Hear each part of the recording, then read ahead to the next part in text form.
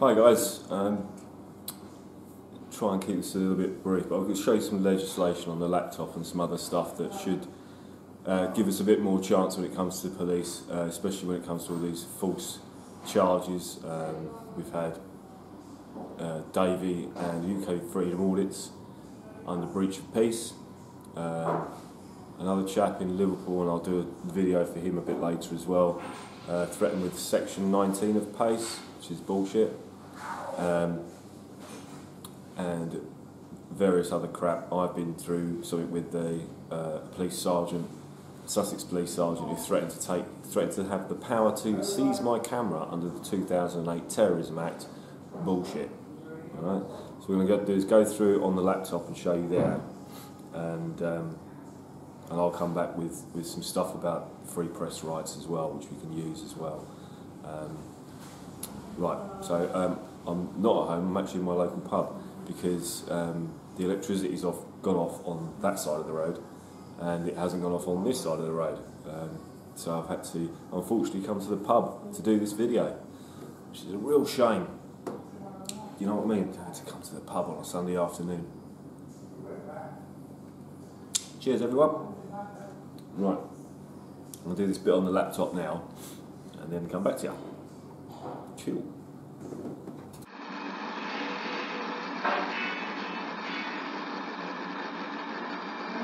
Okay guys, first page here is Donahue Solicitors, right, to explain the breach of peace.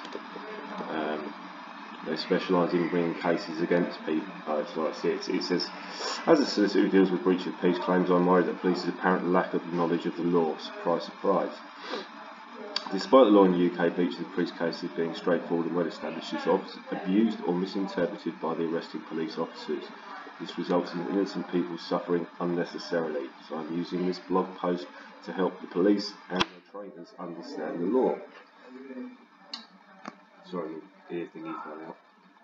Right. Then he goes into it here, breach of the peace definition. Now, breach of the peace is not shouting out in public or anything like that. It is breach of the person related to harm which was actually done or likely to be done to a person or in his/her presence their property. So it has to be harm which is done likely to be done to a person or in his/her presence their property. Right?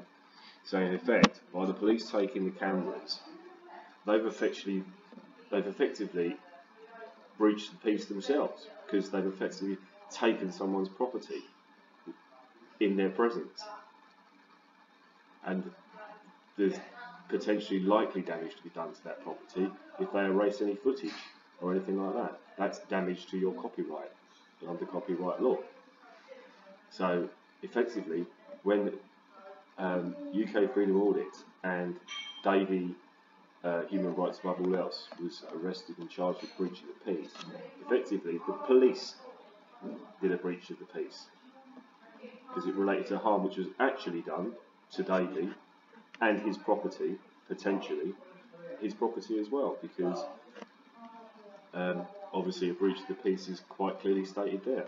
So here's one, that's one for the breach of the peace. Right, another one I heard of today was a section 19 Police and Criminal Evidence Act 1986. So this is PACE, right? Now under PACE, this is seizure, etc. up here. Now, general powers of seizure, etc. The powers conferred by subsections 2, 3 and 4 below are exercisable by a constable who is lawfully on any premises. So this does not apply to standing on the street taking pictures. This law pertains to seizing electronic equipment in whatever form that might be, like a mobile phone, a laptop, an electronic till, anything like that. So if the police, for argument's sake, were raided the premises that were selling, fake goods, or a boiler room, scam where they're rinsing people out of their life savings, Then it says here, the constable may seize anything which is on the premises if he reasonably has grounds for believing that there has been obtained in consequence of commission of the offence. That is it. That is necessary to seize in order to prevent being concealed, lost, damaged, altered, or destroyed. Constable may seize anything which is on the property if he has reasonable grounds for believing that this evidence in relation to the offence which he is investigating or any other offence, and that is needs to be seized to prevent if the evidence has been concealed, lost, altered, or damaged, or destroyed. Now this relates to on. This is the bit the police forget. This bit here. These general powers of seizure of electronic equipment are to be exercised by a constable who is lawfully on any premises. Right? So they get a court order, or a judge has said that they can raid the premises, and they go in and they do their raid, and then they can seize computer equipment or this, that, and the other, etc., etc. Look up on Wikipedia. Premises are land or buildings closely considered as property.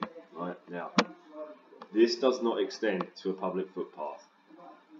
This extends to a situation whereby the police are already lawfully allowed to be on those premises, and then they can seize the electronic equipment. This has got absolutely nothing to do with taking photographs in a public place. Absolutely nothing. So let's just try and get this down. Ooh. Right, this is another one. This is from a website called Network for Police Monitoring. I'll leave the links in the description for all of these. Right, this is another one where the guy in Liverpool, the photographer in Liverpool, was arrested for not giving his details under Section 50 of the Police Reform Act. Right, and again, either they know the law and they're choosing to ignore it, or they don't know the law. Either way, it's unacceptable.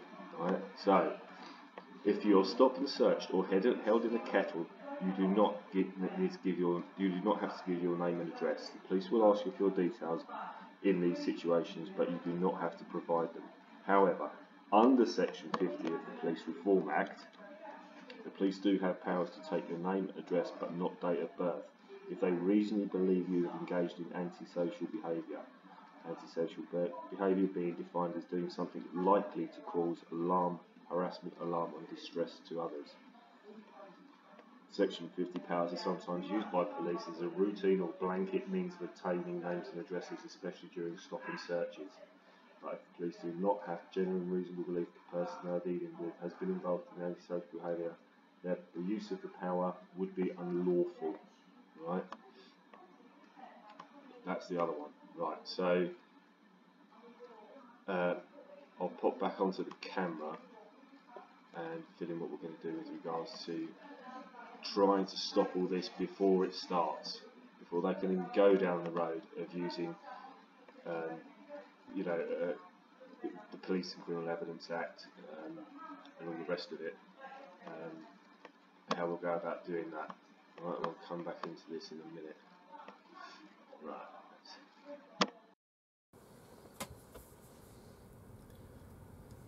Okay guys, all that having been said, I'm going to give you an example of how you can approach. I'm not saying what anybody's got to do. Nobody's got to do anything I say. This is probably how I'm going to approach things in the future, because what we need to establish is your right to a free press. That's your established right. That's the right I'm personally fighting for, because without a free press we don't have an ability to hold our government or their officials accountable without a free press. So under the European Convention on Human Rights and under the UN Convention 1948 Convention on Human Rights, this is all protected. It's protected by international law. And the UK is signed up to that international law. That's the point. So it's your right to freedom of expression, freedom to gather and disseminate information regardless of borders. using any media you deem necessary, whether that be photographic, still images, video, the written word. That's the point. Now let's take an example. We'll just take an example from one of those abuses that the police use. We'll call it breach of the peace for argument's sake. We'll use that one. So here's an example. You're outside the police station filming what the comings and goings of everyday life. You get approached by a police officer. Now if you say to him, he says, "What are you doing?" You can say to him, "I'm a freelance, independent journalist, citizen journalist, gathering information for a story that I'm working on." That story being the Association of Chief Police Officers Guidance on Public Photography. That's your story. Or pick a story, any story. You can cover any story because it says here quite obviously, "We must acknowledge that citizen journalism is a feature of modern day life." On the Association of Chief Police Officers Guidance on Public Photography, that citizen journalism is a feature of modern day life. We're all citizen journalists, you know, and it's the same for the police. I'm sure police have got Facebook accounts and they share stories on their Facebook accounts about people they've arrested and investigations that were so successful, and they caught criminals and things like that. They're just disseminating information. They're doing the same thing a journalist does. They're gathering and disseminating information. That's all they're doing. They've got no more right than a journalist, and a journalist has got no more right than a citizen. Effectively, a citizen has the most rights when it comes to gathering and disseminating information.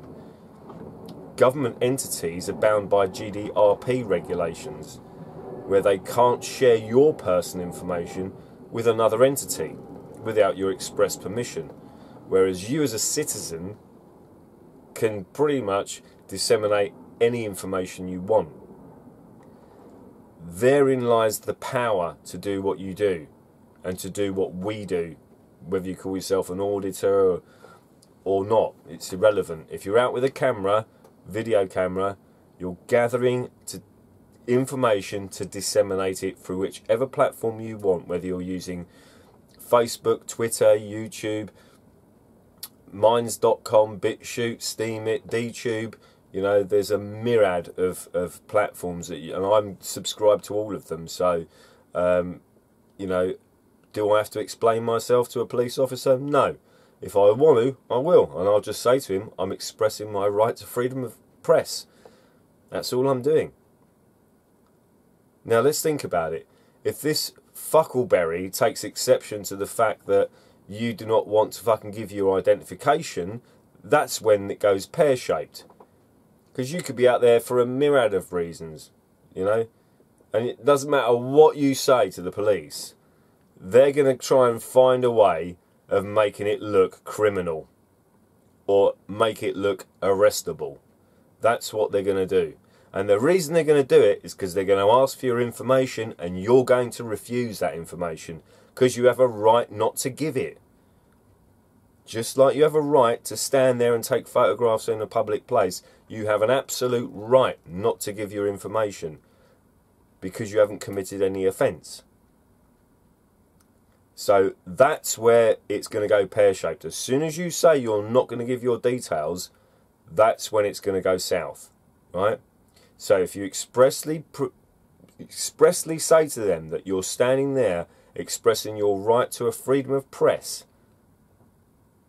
which is covered under the UN Convention on Human Rights and the European Convention on Human Rights, both of which the UK is signed up to,